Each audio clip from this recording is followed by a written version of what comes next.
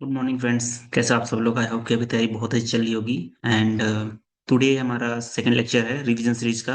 हमने ऑलरेडी बहुत सारे लेक्चर्स ऑलरेडी ले चुके हैं। ओके, हमारा जो टेस्ट मॉक टेस्ट सीरीज था वो खत्म हो चुका है। हम रिवाइज कर रहे हैं, ये हमारा सेकंड डे है। ओके, हम ट्राई करेंगे कि 28 तक 6-7 सेट लेके आए जिससे कि सारे टॉपिक्स कवर हो जाएं। बेसिकली ये प्रीवियस ईयर बेस्ड है, जो भी प्रीवियस ईयर के क्वेश्चंस आए हुए हैं उस बेसिस पे मैंने क्वेश्चन फ्रेम किए हुए हैं। ऑन बेस्ड ऑन दैट ये आपके लिए बहुत इंपॉर्टेंट होने वाला है। ओके, सो आप बहुत अच्छे से पढ़िए। पूरा मेरा मॉक टेस्ट सीरीज और रिवीजन सीरीज करके जाना, आपके लिए बहुत बेनिफिट होने वाला है। प्रीलिम्स में 25 क्वेश्चंस आने वाले हैं।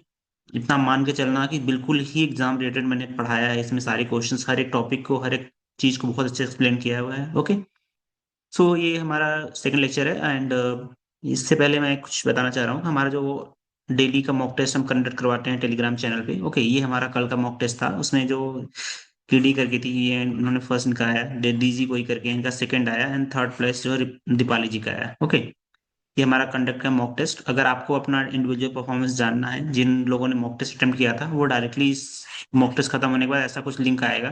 ठीक है, इस पे आप क्लिक करोगे ओपन माई मॉक टेस्ट करके, तो ये आपका इंडिविजुअल आपको पर्सनली में दिखाएगा। आपको आपका डेटा एक्सपोज नहीं करेगा किसी को, आपको पर्सनल एक नया चैट ओपन कर देगा और उस पे आपको दिख जाएगा आपका इंडिविजुअल परफॉर्मेंस कितना है, कौन से टॉपिक में आपने बहुत अच्छा परफॉर्म किया, कौन से में वीक हो।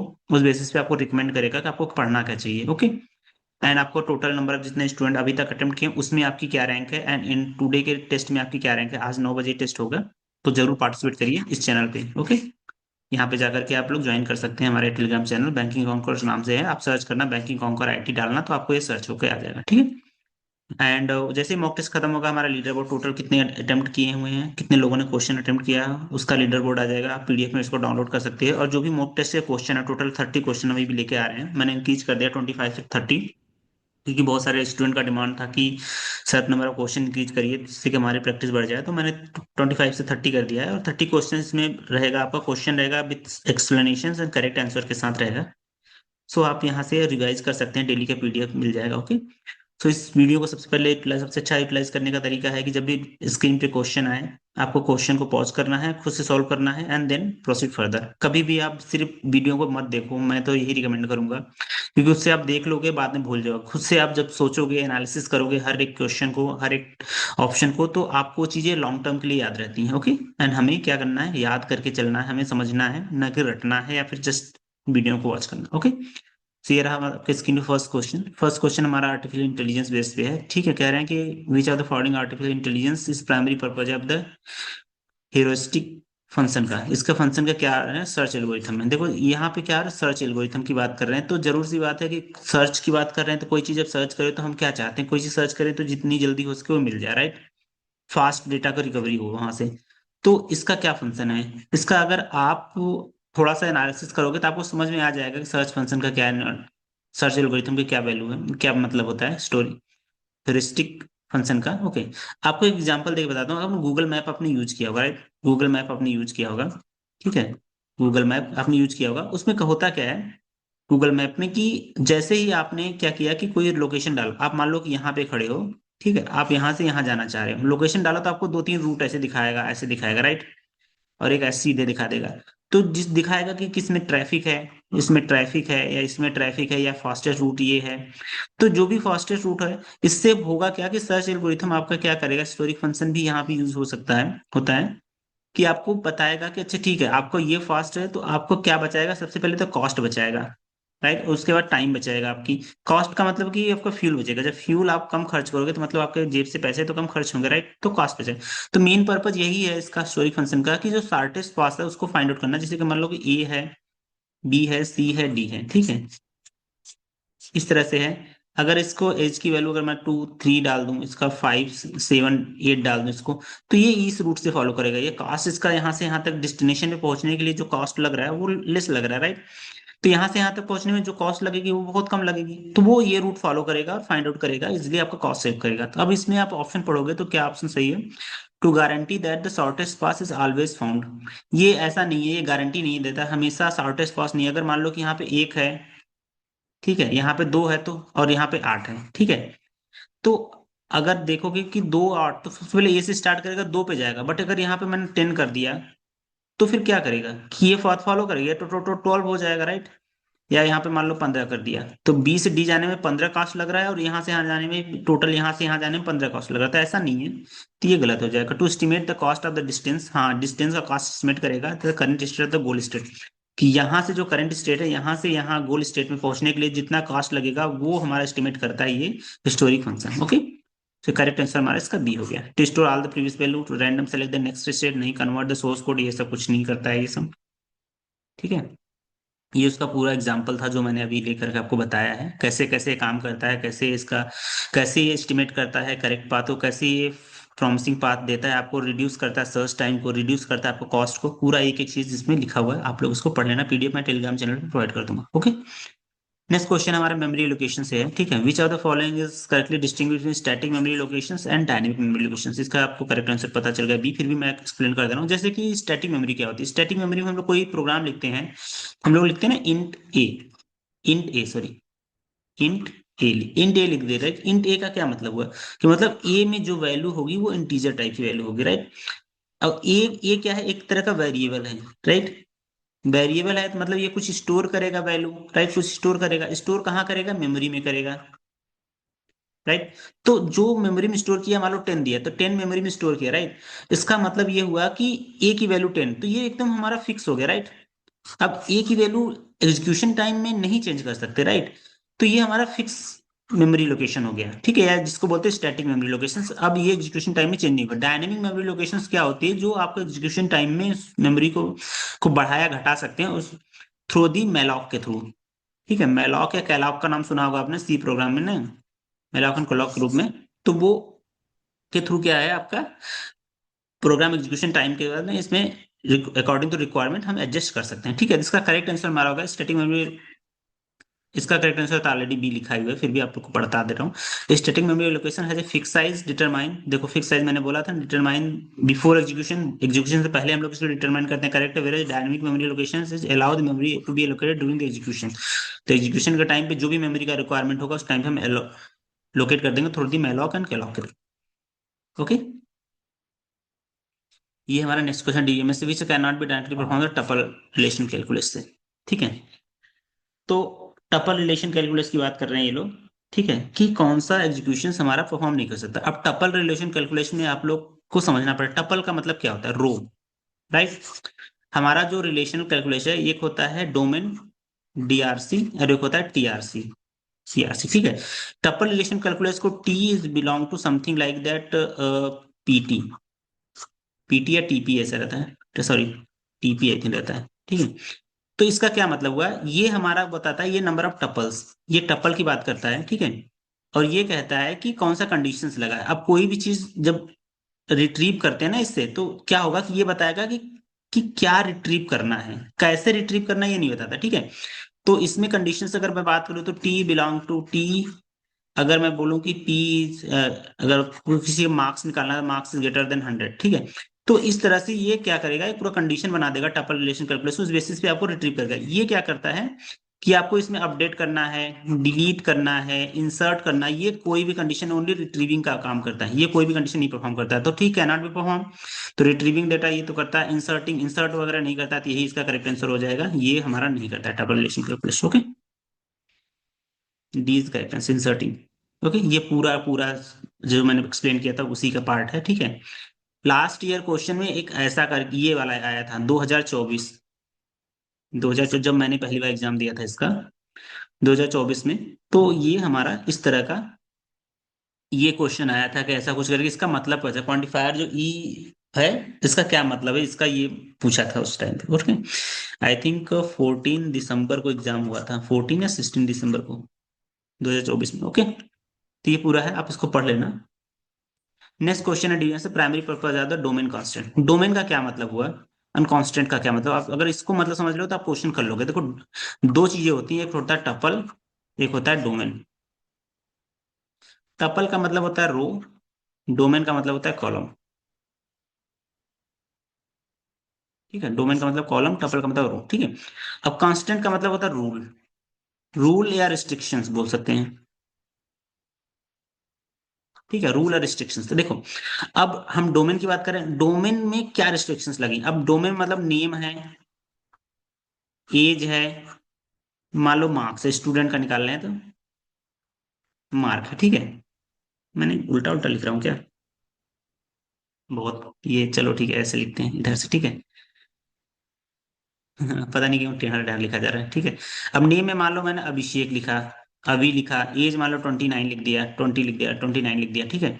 मार्क्स मैंने लिख दिया, मान लो कि 100 लिख दिया, ठीक है। अभी मैं ये कह रहा हूँ, मार्क्स मान लो कि 100 से ज्यादा नहीं होना चाहिए, मतलब 100 मार्क्स का ही वही पेपर है, ठीक है। अभी दूसरा कोई श्याम लिखूं, श्याम लिखूं, इसका एज मान लो कि 21 लिख दूं और मार्क्स लिख दूं 101, तो ये क्या पॉसिबल है, ये कांस्टेंट पॉसिबल है नहीं। ये डोमेन कांस्टेंट यही बताता है कि जो भी डोमेन है उसमें अन इनवैलिड डेटा इंसर्ट ना हो, उसी के रूल को डिफाइन किया गया है, ठीक है। अब मैं एज को ऐसा तो नहीं बोल, एज को, एज में मैं ऐसा ABCD कुछ तो लिख नहीं सकता, राइट। तो वो वैल्यू जो है न्यूमेरिकल वैल्यू ही सिलेक्ट करे, ऐसा नहीं कि 200 एज लिख दूं, किसी के 200 एज पॉसिबल नहीं है। मैं बोल दूंगा कि भाई 0 to 100, एक कांस्टेंट लगा दूंगा, एक रूल लगा दूंगा, इससे ज्यादा वो वैल्यू एक्सेप्ट नहीं करेगी, ठीक है। यहाँ भी 0 से मैं 100 लगा दूंगा, इससे ज्यादा नहीं एक्सेप्ट करेगी। तो वो जो भी डोमेन का, जो भी डोमेन है उसमें क्या रूल्स अप्लाई हुए हैं पर्टिकुलर डोमेन में, वो डिफाइन होता है कौन, ठीक है। यही हमारा पर्टिकुलर पर्पज होता है डोमेन कांस्टेंट का, ठीक है। अब क्या कह रहे हैं कि to uniquely identify each table, ये तो काम नहीं होता। To establish relation between two table, to restrict the value that attribute can contains, यही है जो एट्रीब्यूट हमारे हैं, इस पे क्या एट्रीब्यूट डालना पड़ेगा इस डोमेन में, उसी को रिस्ट्रिक्ट करना है, ऐसा नहीं कि आप कुछ भी डाल सकते हो, राइट। तो इसका आंसर करेक्ट हमारा हिसाब से सी होना चाहिए, ठीक, सी इज द करेक्ट आंसर। ये पूरा डोमेन कंस्ट्रक्ट का कैसे कैसे है, क्या है, इनवैलिड है, वैलिड है, जो भी है सब कुछ लिखा हुआ है, आपको टेलीग्राम चैनल पे मिल जाएगा, आप वहां से जो है इसको डाउनलोड कर लेना, ठीक है। नेक्स्ट क्वेश्चन है हमारा जो है ये प्रोग्रामिंग का है, ठीक है। अब आप लोग इसको, थोड़ा सा ट्रिकी है, बहुत इजी है, बट अगर आप सोचोगे तो कर लोगे। आप देखोगे कि क्या है कि एक सी का प्रोग्राम है, मेन में हमने गया, ठीक है, हमने गया एक्स की वैल्यू 10 डाल दी, ठीक है। अब कह रहे हैं print of percentile D x, क्या, एक्स प्लस प्लस किया तो हम क्या करते हैं, ठीक है, एक्स की वैल्यू 10 हो गया, बाद में ये जो है 11 हो गया, ठीक है। फिर प्लस प्लस, अब एक्स एक्स करेंगे तो क्या होगा, 11 तो था ही, अब क्या होगा, एक बढ़ेगा 12 हो जाएगा, एक्स की वैल्यू हो जाएगा 12। तो हमारा करेक्ट आंसर होना चाहिए 12, 10 and 12, राइट, मतलब ए करेक्ट होना चाहिए। बट ये गलत है गाइस, कभी भी दो चीजें एक साथ आप डिफाइन नहीं कर सकते हो किसी भी प्रिंटफ फंक्शन में, ठीक है। तो ये हमेशा अनडिफाइंड बिहेवियर होता है इसका, मोस्टली लोगों ने यही ये किया होगा, बट ये हमेशा अनडिफाइंड बिहेवियर होता है, ठीक है। या तो किसी ने ये भी मार दिया होगा 11 12, ठीक है, बट ये इसका करेक्ट आंसर हमारा यही ई होगा, अनडिफाइंड बिहेवियर, ओके। इसका एक्सप्लेनेशन ये है कि क्योंकि सेम वेरिएबल को जब मॉडिफाई करेंगे मल्टीपल टाइम्स में विदाउट प्रॉपर सीक्वेंसिंग, तो ये अनडिफाइंड बिहेवियर करके देता है, ठीक है। Modify X more than once within same print of function is called order is function is argument is evaluated not specified in C, मतलब ये चीजें सी में स्पेसिफाइड ही नहीं है, तो ये हमेशा अनडिफाइंड होगा, ओके। ये हमारा उसका कॉन्सेप्ट है, ठीक है। नेक्स्ट क्वेश्चन हमारा उसका, which are the following the best describe the class. Class क्या होती है, आप चीज समझते हो, क्लास एक तरह का बोल सकते हो कि ब्लूप्रिंट बोल सकते हो। अब देखो कि मैं बोलूं कि बिल्डिंग, बिल्डिंग एक तरह का ब्लूप्रिंट है, चार्ट है, राइट। इसमें कितने रूम्स बनेंगे, इस रूम में क्या कौन रहेगा, ठीक है, वो सारी चीजें डिफाइन होती है। क्लास के अंदर क्या है, क्लास एक तरह का टेम्पलेट्स होता है, ठीक है। टेम्पलेट के अंदर क्या होंगी, वो कहता है, कहलाती है ऑब्जेक्ट, ठीक है। वो क्लास क्या कहते हैं, मैं कलर की बात करूं, ठीक है, कलर की बात करूं, कलर में क्या हो, कलर में बहुत सी चीजें हो सकती है ना, रेड हो सकता है, ब्लू हो सकता है, ठीक है। तो एक कलर क्या है, कलर एक तरह का टेम्पलेट है, ठीक है। टेम्पलेट है जो, जिसके अंदर जो भी कलर्स आएंगी, मल्टीपल कलर्स, ये सारी चीजें क्या कहलाएंगी, ऑब्जेक्ट कहलाएंगी। तो हमारा क्लास क्या है, एक तरह का ब्लूप्रिंट है ऑब्जेक्ट के लिए। तो क्या है, ये एक तरह का ब्लूप्रिंट है, blueprint object that define the properties behaviour of the object. तो ऑब्जेक्ट की प्रॉपर्टीज क्या है, उसकी बिहेवियर कैसी है, वो चीजें हमारा डिफाइन करता है, कौन करता है, क्लास करता है, ओके। क्विक सॉर्ट की बात करते हैं, ठीक है। क्विक सॉर्ट जो है हमारा क्या करता है, ठीक है। क्विक सॉर्ट जो है, आपको पता है कि सॉर्टिंग एल्गोरिथम्स है, ठीक है। ये सारी सारी चीजें जो है हमारे डेटा को सॉर्ट करने के लिए यूज होती है, ठीक है। अभी कह रहे हैं कि क्विक सॉर्ट के बाद कौन सा ट्रू है, worst case, average case, quick sort, always, return is, फलाना का जो भी लिखा है। मैं आपको एक चीज बताता हूँ, देखो क्विक सॉर्ट में अगर मान लो 10, 1, 5, 9, 3, 1, 4 लिखा है, मान लो 4 लिखा है, ठीक है। अब क्विक सॉर्ट जब आप अप्लाई करेगा तो एक पाइवट एलिमेंट एक चूज करेगा इसमें से, और सबसे पहले इसमें चूज करते हैं हम लोग लास्ट एलिमेंट। तो क्या होगा कि लास्ट एलिमेंट जब चूज होगा तो सबसे पहले ये कंपेयर करेगा कि जो इसके लास्ट एलिमेंट के जो लेफ्ट साइड है वो उससे हमेशा छोटा होना चाहिए और राइट साइड हमेशा बड़े होने चाहिए। तो ये क्या करेगा कि जिसको 1, ठीक है, ये सेट कर देगा 3, 4, 10, 5, सॉरी ये 10, 5, 9, इस तरह से ऐसे करके 1 बाय 1 करके सॉर्ट करते हैं पाइवट एलिमेंट। फिर ये 9 चूज करोगे तो 9 पता चलेगा कि यहाँ पे 9 आ रहा है। फिर 5 चूज करोगे, फिर 5 चूज करोगे तो 5 पता लगा यहाँ, तो 1, 3, 4, 5, 9, 10, इस तरह से वो सॉर्ट कर देगा, ठीक है। बट कभी कभी ये पाइवट एलिमेंट जब चूज करते हैं ना, कभी कभी बहुत एकदम हर एलिमेंट को कंपेयर कर करके आगे बढ़ता है, ठीक है। तो इसकी जो वर्स्ट केस में टाइम कम्प्लेक्सिटी हो जाती है ना, ये ऑर्डर ऑफ एन स्क्वायर हो जाती है, ठीक है। एवरेज केस में जो होती है वो होती है order of N log N, ठीक है। Order of N log N होती है, order of N log N होती है, ठीक है। तो इसका करेक्ट आंसर हमारा कौन सा है, देखो आंसर ही में करेक्ट आंसर हमारा क्या है, order of N log N. तो एवरेज केस टाइम कम्प्लेक्सिटी हमारा order of N log N, ये एवरेज ये दोनों इस तरह से होंगे, ठीक है। तो ये order of N log N होगा, ओके। ये पूरा कैसे एलिमेंट काम करता है, क्विक सॉर्ट वगैरह पूरा एक एक करके लिखा हुआ है इसमें, ओके। इसको आप लोग पढ़ लो। नेक्स्ट क्वेश्चन ऑपरेटिंग सिस्टम से एक्सटर्नल फ्रेगमेंटेशन की बात करते हैं। Which are the memory management techniques completely eliminate the external fragmentation. ये फ्रेगमेंटेशन होता क्या है, ठीक है। फ्रेगमेंटेशन एक तरह का क्या कहता है, वेस्ट पार्ट होता है हमारे मेमोरी का जो यूटिलाइज नहीं हुआ है, ठीक है। मेमोरी का मतलब हम रैम की बात कर रहे हैं, ठीक है। हम लोग रैम की बात कर रहे हैं, रैम की बात कर रहे हैं। अरे रैम गलत लिख देंगे, ठीक है, रैम की बात कर रहे हैं। अरे, क्या सोच रहा हूँ, हाँ ठीक है, रैम की बात कर रहे हैं।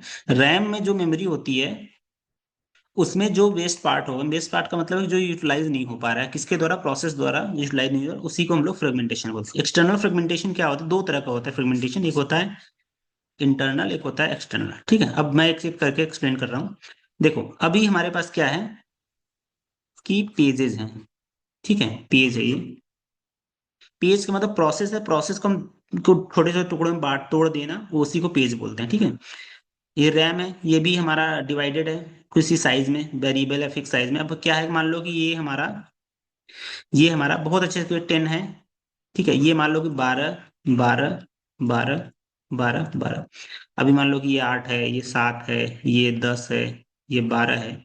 ये इसको करना है, तो ये जब इसमें जाएगा तो आप देखोगे ये लास्ट के जो दो है, इसमें 4 बचेगा, इसमें 5 बचेगा, इसमें 2 बचेगा, और इसमें पूरा पूरा खत्म हो जाएगा।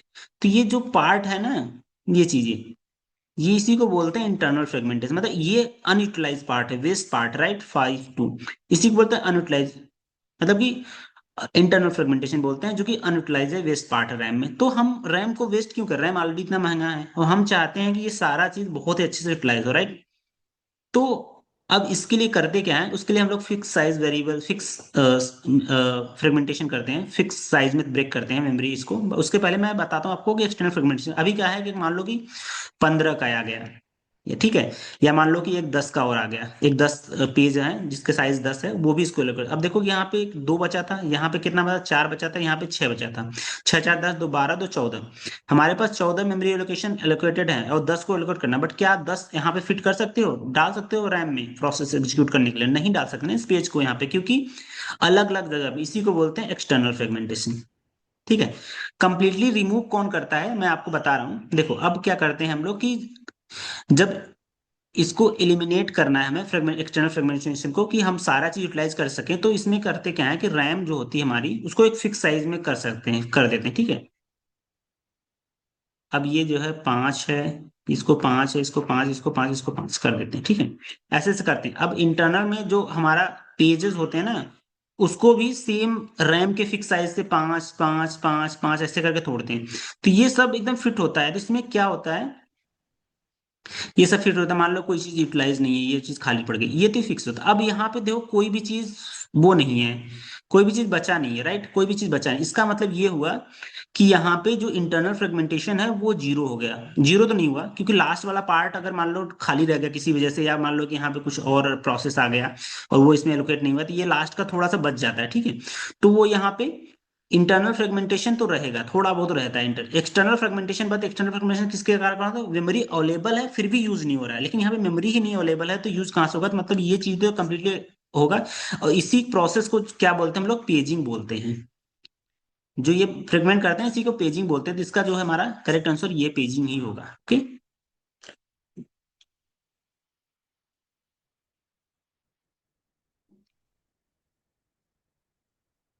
एक minute guys. Okay, so okay, so you got it ना, पेजिंग क्या होती है। नेक्स्ट क्वेश्चन, इसको आप अटेंड करिए। ये क्या कह रहा है कि विच विच SDLC model combine the iterative development of systematic risk analysis for every cycle.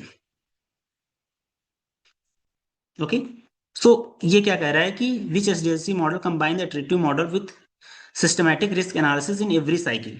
Okay, so यहाँ पे क्या है हमारा कि अभी आप चीज समझो कि जो भी रिस्क एनालिसिस मॉडल है ना हमारा, वो हमारा स्पाइरल मॉडल काम करता है। कैसे काम करता है स्पाइरल मॉडल? ठीक है, ये क्या करता है स्पाइरल मॉडल, क्या है कि हमारा रिस्क मैनेजमेंट का काम करता है। ठीक है, स्पाइरल मॉडल जो वाटरफॉल मॉडल तो क्या है कि आपका बड़ा सा टास्क रहेगा, बहुत कॉम्प्लेक्स एंड बहुत लॉन्ग टर्म के प्रोजेक्ट के लिए होता है। सॉरी, वाटरफॉल मॉडल तो स्ट्रेट फॉरवर्ड प्रोजेक्ट के लिए होता है। एजाइल मॉडल बहुत लॉन्ग टर्म प्रोजेक्ट के लिए काम करता है। ठीक है, स्पाइरल मॉडल जो है रिस्क मैनेजमेंट पे काम करता है कि आपका अगर बहुत ज्यादा रिस्क मैनेजमेंट वगैरह करना है तो इसके लिए क्या करता है? सबसे पहले प्लानिंग होगा। ठीक है, इसके स्टेप बता दे रहा हूँ कि प्लानिंग करते हैं सबसे पहले। ठीक है, उसके बाद क्या करते हैं? रिस्क एनालिसिस करते हैं, कितना रिस्क है इस प्रोजेक्ट डेवलपमेंट में, कहाँ कहाँ से रिस्क है, रिस्क एनालिसिस करते हैं। ठीक है, फिर डेवलपमेंट करते हैं। ठीक है, डेवलपमेंट करने के बाद फिर कस्टमर से बोलते हैं कि भाई आप इसको वेरीफाई करो और देखो कि कैसे क्या काम कर रहा है कि नहीं कर रहा है आपके अकॉर्डिंग। ओके, इसका करेक्ट आंसर इसका हमारा बी है।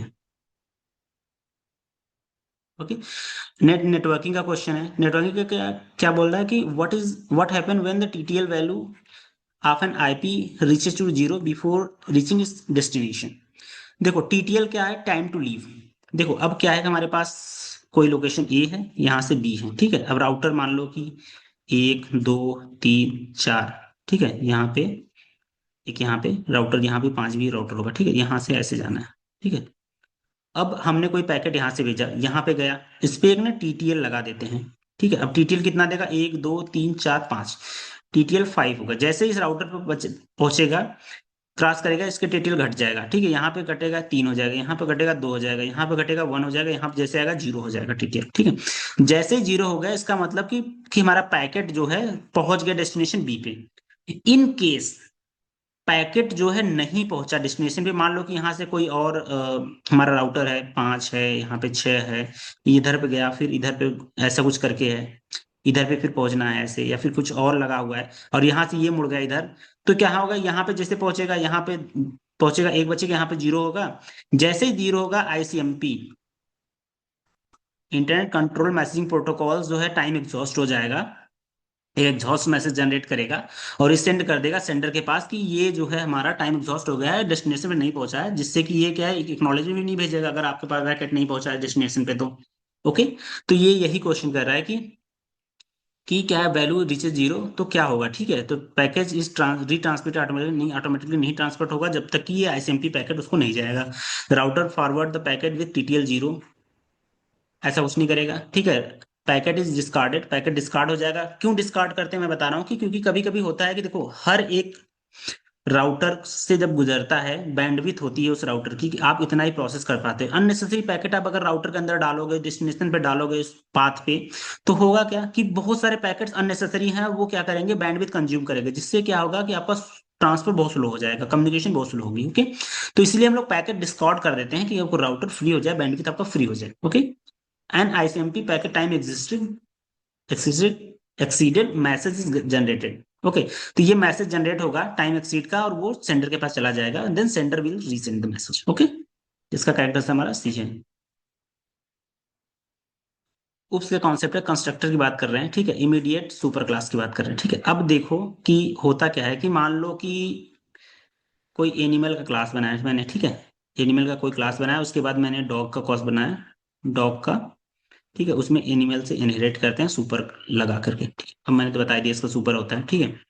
जब जब हम लोग मेन लिखते हैं, मेन में क्या है, मेन में जैसे ही हम लोग कॉल करते हैं तो ये करेगा कि डॉग को जब कॉल करोगे आप, लिखते हैं कि dog a equal to new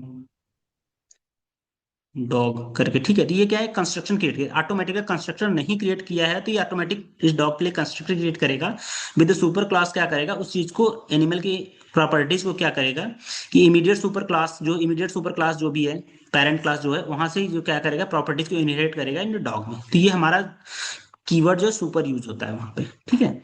ये देखो इस तरह से कि एनिमल का है, सिस्टम का प्रिंट एनिमल का, डॉग एक्सटेंड किया एनिमल को, यहाँ पे सुपर जब भी करेंगे तो ये जो भी इसका कंस्ट्रक्टर होगा ना, एनिमल क्रिएट करेगा, वो ऑटोमेटिक इनहेरिट कर देगा, ओके।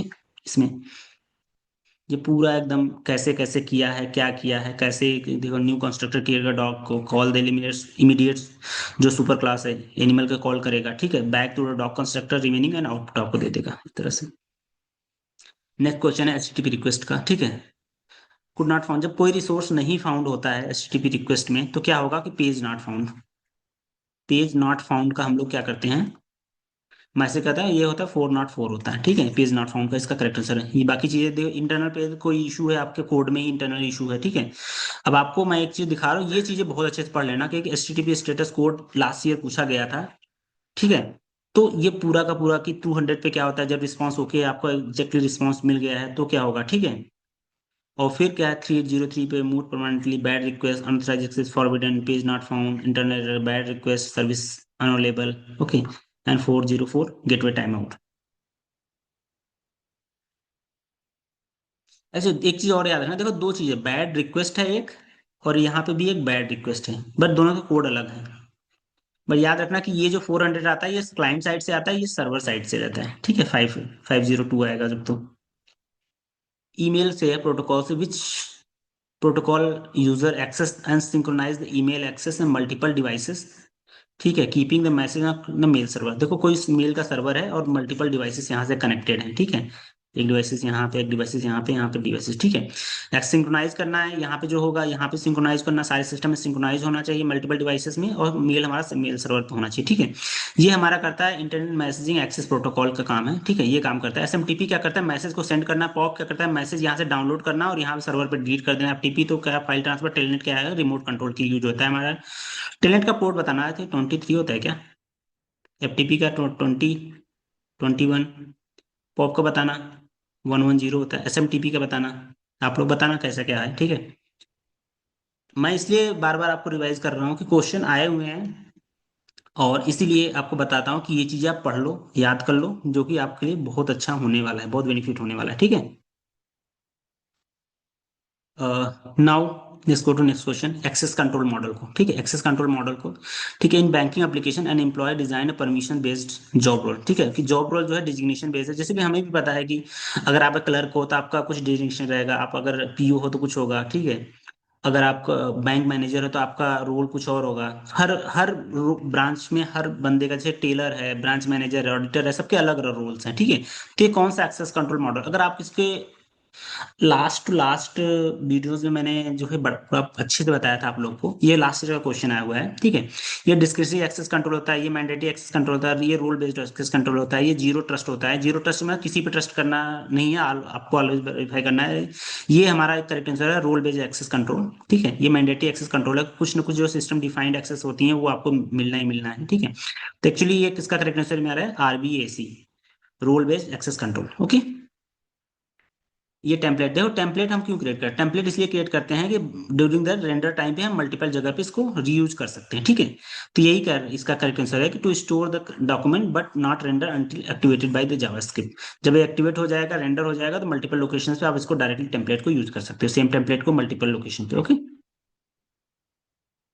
देखें क्रिप्टोग्राफी का, a bank want to ensure that customer can not deny submitting online transactions after it has been processed, ठीक है।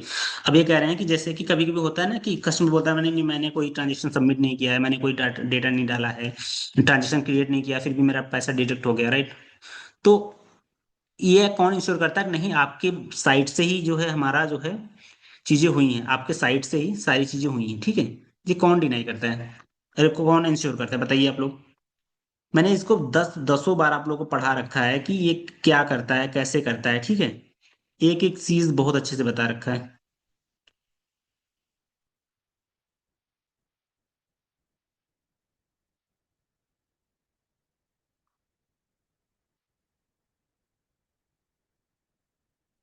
बताओ आप लोग। ठीक है, कैन नॉट डिनाई।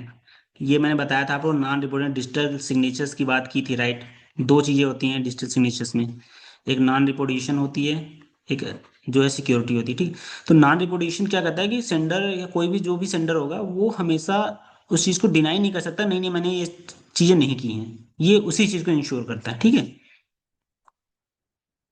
देखो पाइथन की लाइब्रेरी है, पाइथन की बहुत सारी लाइब्रेरीज है, नमपाई है, ठीक है, आपका पैंडाज है, ठीक है।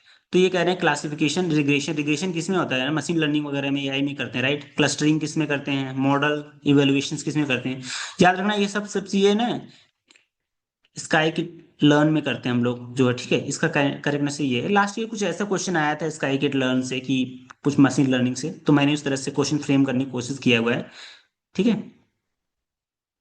ये हमारा एसक्यूएल ट्रांजेक्शन के, when SQL statement is used to create a point within a transaction in which transactions cannot later be rolled back, can be later be rolled back, partially rolled back, okay। Partial roll back की बात कर, देखो मैंने क्या किया, transaction ए दिया, कोई transaction है T1 है, T1 है, ठीक है। मैंने इसमें क्या किया, +100 ऐड किया, ठीक है, तो ये भी ये हो जाएगा, ये +100 किया, ठीक है। फिर मैंने ट्रांजेक्शन T2 किया, इसमें क्या किया, यहाँ पे मैंने सेव पॉइंट लगा दिया, सेव पॉइंट T1 कर दिया, ठीक है। अभी पर ट्रांजेक्शन ए में मैंने -200 किया, ठीक है, 200 किया, फिर दे मैंने कमिट कर दिया यहाँ पे। कमिट करने से पहले मैंने यहाँ पे इसको रोल बैक किया। अब रोल बैक करोगे ना तो ऐसा नहीं कि ए की वैल्यू, जो मान लो ए की वैल्यू 500 थी तो यहाँ पे 500 चली जाएगी, 500 थी तो 100 ऐड करेगा 600 हो जाएगी, ठीक है। जब यहाँ पे करेगा तो कितना हो जाएगा, यहाँ पे 400 बचेगा ना, 600 था, 600 में से कर छोड़, तो ये रोल बैक होगा ना, 400 रोल बैक होगा, टोटल कितना बचेगा, 600 ही करेक्ट आंसर, क्योंकि यहाँ पे इन्होंने सेव पॉइंट लगाते हैं तो जो करंट स्टेटस है ना उसको होल्ड करके बैठता है। तो ये पार्सली रोल बैक हुआ, कंप्लीट ट्रांजेक्शन पे रोल बैक नहीं हुआ, ठीक है। तो इसका हमारा करेक्ट आंसर हमारा सेव पॉइंट होता है। The set operators and which of the SQL operators use return only a common both select और स्टेटमेंट। देखो जब कोई है ए है कोई बी है, ठीक है, दो टेबल्स हैं, दोनों में इंटरसेक्शन की बात करें, इंटरसेक्शन में क्या होता है, दोनों टेबल में जो जो कॉमन वैल्यू ना वही हमारा एकदम रिटर्न होके आता है, तो हमारा जो है इंटरसेक्ट जो है इसका करेक्ट आंसर हो गया। यूनियन क्या करता है, ये जो है सिर्फ और सिर्फ यूनिक वैल्यू रिटर्न करता है, यूनियन ऑल क्या करता है, ये सारे वैल्यू रिटर्न कर देता है, ये एक्सपेक्ट और क्लास ज्वाइन तो आपको लोग को पता ही है ये सारी चीजें, ठीक है। इसका करेक्ट आंसर हमारा इंटरसेक्ट है। मिनिमम स्पैनिंग ट्री, ठीक है, ये क्या है, a data structure is commonly used to Kusal algorithm is efficiently uh, efficiently did the cycle while constructing the minimum spanning tree, ठीक है। तो अभी मिनिमम स्पैनिंग ट्री करता क्या, आप लोग ये चीज समझिए, ठीक है। देखो मिनिमम स्पैनिंग ट्री हमारा क्या है कि ये काम करता है हमारे उस पे क्या बोलते हैं, क्रुशियल एल्गोरिथम पे, ठीक है। क्रुशियल एल्गोरिथम क्या है कि ये हमारा ग्रीडी एल्गोरिथम पे काम करता है, ठीक है, ग्रीडी एल्गोरिथम, ठीक है। अब ये क्या करता है, ये हमेशा प्रिवेंट करता है किस चीज के लिए, ठीक है, ये हमेशा प्रिवेंट करता है साइकिल बनने से, ठीक है, ये मिनिमम स्पैनिंग ट्री। तो ये कैसे काम करता है, अब मान लो ए है, बी है, सी है, ठीक है, एंड डी है यहाँ पे, ठीक है, ऐसे से कनेक्टेड है। तो ए से सी जाएगा और हमेशा फाइंड आउट करेगा कि जो हमारा ये मिनिमम स्पैनिंग क्वेश्चन एल्गोरिथम है, ये क्या करेगा कि हमेशा ये चीजें फाइंड आउट करने की कोशिश करेगा कि जो उसका स्मॉलेस्ट एज है, स्मॉलेस्ट टू हाईएस्ट एज पे जाएगा। एज का मतलब है कि जैसे कि 2 है, यहाँ पे 3 है, यहाँ पे 5 है, यहाँ पे 7 है, तो एज की वैल्यू है, तो ये लोएस्ट से हमेशा हाईएस्ट की जाएगा और हमेशा ये ट्राई करेगा कि एक साइकिल ना बन पाए, ठीक है। तो कौन सा काम करता है, ये कौन काम करता है, ये हमारा जो है डिसजॉइंट काम करता है मिनिमम स्पैनिंग ट्री में, ठीक है, कि ये इफिशिएंटली डिटेक्ट करता है साइकिल को कि साइकिल ना बनने पाए ड्यूरिंग द कंस्ट्रक्शन या मिनिमम स्पैनिंग ट्री, ओके। ये पूरा पूरा कैसे कैसे है कि मिनिमम स्पैनिंग ट्री क्या है, कैसे काम करता है, पूरा फाइंड करना है, नेक्स्ट एलिमेंट फाइंड करना है और यूनियन जो मर्ज करना है, मर्ज करते टाइम ये देखना है कि जो सेट हम लोग ले रहे हैं ऐसा नहीं कि वो एक तरह का क्या नाम है साइकिल बना रहा है। अब यहाँ से देख लो, आपको समझ में आ गया, ये हमारा कोई गिवन ग्राफ है, ठीक है। ए से बी गया, हमारा वेट क्या है, वो है, ठीक है, एक है। बी से सी गया, देखो हम लोग बढ़ते जा रहे हैं ना, दो है, बी से सी दो है, फिर सी, ए से सी है कितना है, तीन है, सी से डी चार है, बी से डी चार है। अब कौन कौन सा इसमें ले हम लोग during the minimum spanning tree find करना है एक्स को, ठीक है। तो ए से बी गया, कोई ग्राफ बना नहीं बना, तो हम लोग इसको ऐड कर देंगे, ठीक है। बी से सी गया, यहां से यहाँ गया, यहां से आ गया, कोई ग्राफ बना नहीं बना बी से सी में। ये भी तो है, सी जब लिया तो मैंने कोई ग्राफ नहीं बना। अब सी से जब ए अगर लेना है मुझे, ठीक है, अगर सी से मैं ए गया, ए बी सी से मैं ए की तरफ गया, तो एक तरह का ग्राफ बन जाएगा, राइट। तो इस चीज को हमें नहीं लेना, स्किप कर दिया इसने। फिर सी से डी गया, सी से ए बी सी तो पहले था, डी लिया तो नहीं बन रहा, नहीं बना। अब डी से जैसे ही आप बी की तरफ जाओगे ये ग्राफ बना देगा, तो ये हमें नहीं लेना है, तो ये स्किप कर दिया है। तो हमारा तीन चीजें बन गई, ठीक है। यही हमारा पूरा मिनिमम, फाइंड करना, यूनियन करना, मर्ज करना उस चीज को, और मेक श्योर करना कि एक साइकिल ना बने, ठीक है। ठीक है, डोंट फ्रेगमेंट की बात करें आईपी हेडर में, आईपी हेडर पैकेट है, कोई पैकेट है, कभी कभी होता है कि ना बैंडविड्थ होती है हर एक राउटर की, कि इस राउटर से अगर जा रहा है तो 100 बाइट ही जा सकता है या 200 बाइट ही जा सकता है। तो अगर आपको 500 बाइट का कोई है तो इस राउटर को नहीं पास करने देगा। अगर किसी राउटर किसी पैकेट पे हम लोग डीएफ लिखा हुआ है, मतलब डोंट फॉरगेट फ्रेगमेंट लिखा हुआ है, तो मतलब कि राउटर से जब भी गुजरेगा वो फ्रेगमेंट नहीं करेगा। राउटर में एक प्रॉपर्टी जो है वो क्या करता है, ऑटोमेटिक फ्रेगमेंट कर देता है, ठीक है, आपके डेटा को, आपके पैकेट्स को। जब छोटे छोटे पार्ट में तोड़ देता है और फिर सेकंड राउटर के पास जाने से पहले वो सीक्वेंस कर देता है, डेस्टिनेशन पे पहुंचने से पहले सीक्वेंस हो जाता है, ठीक है। अगर ये लिखा है डोंट फॉरगेट फ्रेगमेंट, तो क्या करता है कि ये प्रिवेंट करता है राउटर को फ्रॉम फ्रेगमेंटिंग द पैकेट, पैकेट को तोड़ने के लिए प्रिवेंट करता है, ओके। अगर एमएफ लिखा है तो इसका मतलब कि एमएफ लिखा है अगर, तो इसका मतलब कि इसका फ्रेगमेंट रिक्वायर्ड है, अगर रिक्वायर्ड है तो वो फ्रेगमेंट करेगा बाद में, ओके। लाइनस कमांड है, ठीक है, हमारा ये लाइनस कमांड है। लाइनस कमांड क्या कर रहा है कि जीरो इंडिकेट कर रहा है। आपने कभी पढ़ा है शेल कुछ ऐसा करके डॉलर इतना, ये डॉलर ये क्या करता है कि जो आपका प्रीवियस एग्जीक्यूटेड कमांड है ना उसकी स्टेटस बताता है क्या है। अगर स्टेटस उसका एग्जिट कोड जीरो आ रहा है, इसका मतलब क्या है कि वो सक्सेसफुली कमांड जो है एग्जीक्यूट हो चुका है, ओके। तो यही इसका करेक्ट आंसर है। मैंने लास्ट में आपको बताया था कि डॉलर डॉलर क्वेश्चन मार्क का क्या मतलब है, या डबल डॉलर का क्या मतलब है, सारा चीज मैंने बताया था। इसका मतलब होता है प्रीवियसली एग्जीक्यूटेड कमांड, ठीक है। हाँ ठीक है, एक ये क्वेश्चन है आपका, देखो इसमें क्या है कि एक सी की फाइल हैंडलिंग की बात करते हैं। विच of the function return the current position of the file, file की फाइल पॉइंटर की करंट पोजीशन को कौन बताता है, ठीक है। देखो, अब फाइल पॉइंटर की करंट, एफ सी क्या करता है, एफ सी कहता है कि आपका जो है अगर मूव करना है पॉइंटर को, ठीक है, अगर मान लो ए पे आपका पॉइंटर है और आपको बी पे जाना है, तो ए से बी को स्पेसिफिक लोकेशन पे मूव करना है, तो आपको एफ सीक कहता है। एफ टेल क्या बोलता है, आपका करंट पोजीशन ए पे है जो है, अगर है तो इसका करंट पोजीशन रिवाइंड कर करता है कि अगर कहीं पे भी है वो फर्स्ट पोजीशन पे आ जाएगा। एफ ओपन को, फाइल को ओपन करने के लिए, क्लोज करने के लिए, फाइल को क्लोज करने के लिए, ओके। तो इसका करेक्ट आंसर हमारा कौन सा हो गया, एफ टेल। इसका पूरा एक एक एक्सप्लेनेशन यहाँ पे आपको पढ़ लेना, ठीक है।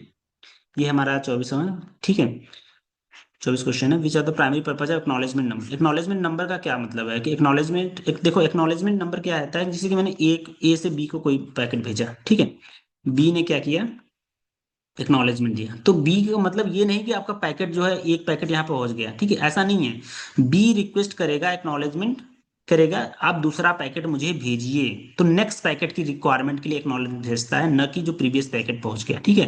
तो एक्नॉलेज द पैकेट है रीच डेस्टिनेशन नहीं, indicate the next packet expected by the byte from the sender, यही इसका करेक्ट आंसर होगा, ओके। जावास्क्रिप्ट की बात करते हैं, ठीक है। जावास्क्रिप्ट में क्या है कि अनडिफाइंड की बात करते हैं, ठीक है। देखो कि which are the following JavaScript expression return the undefined, ठीक है। टाइप ऑफ नल, अगर टाइप ऑफ नल, नल देखो डिफाइंड नहीं है, ठीक है, जावास्क्रिप्ट में अगर ये नल डिफाइंड नहीं है, ठीक है, टाइप ऑफ नल देखो हमेशा ये रिटर्न क्या करेगा, ये हमेशा रिटर्न करेगा ऑब्जेक्ट रिटर्न करेगा। टाइप ऑफ अनडिफाइंड, तो हमेशा ये अनडिफाइंड चीजें रिटर्न करेगा, इसका करेक्ट आंसर यही है। Type of NaN, not NaN number ऐसा कुछ करके है, इसका हमेशा नंबर रिटर्न करेगा। इन दोनों का भी हमेशा ऑब्जेक्ट ही रिटर्न करता है, टाइप ऑफ, ओके। तो ये चीजें याद रखना कौन सा क्या रिटर्न करता है, ठीक है। इसका मैंने शायद लगाया हुआ है क्या, हाँ ये चीजें आप लोग पढ़ लेना कि कौन सा कहाँ पे क्या रिटर्न करता है, ओके। सो ये आज का पूरा कंप्लीट लेक्चर था। बताना आप लोगों को कैसा लगा। मैं ट्राई किया हूँ बहुत फास्ट पढ़ाने का आप लोग को, और वन बाय वन करके एक्सप्लेन करने की, जैसे भी हो सका आप लोगों के लिए। इसका पीडीएफ मैं अभी जस्ट अपलोड करूंगा थोड़ी देर पहले ही, ठीक है, टेलीग्राम चैनल पे। आप लोग जरूर इसको देख लेना। ओके। एंड कोई भी डाउट हो, कोई भी क्वेश्चन हो, तो आप मुझे टेलीग्राम चैनल पे मैसेज कर सकते हो। आपको पता है मेरा टेलीग्राम चैनल की आईडी क्या है, मैं डेली आपको मैसेज करता रहता हूँ उस पर। ओके। एंड आप वीडियो के लास्ट में मुझे कमेंट बॉक्स में बता सकते हो कि आपको लेक्चर कैसा लगा, आप लोगों को हेल्प मिल रही है प्रीवियस रिवाइज करने में, पढ़ने में, या नहीं मिल रही है। जो भी इम्प्रूवमेंट है आप बताना जरूर। विल ट्राई, अगर आपको कोई स्पेसिफिक टॉपिक वीडियो चाहिए, then I will try to make it over that particular videos also. Okay. So तब तक के लिए thank you guys, please like and subscribe to my channel. Thank you.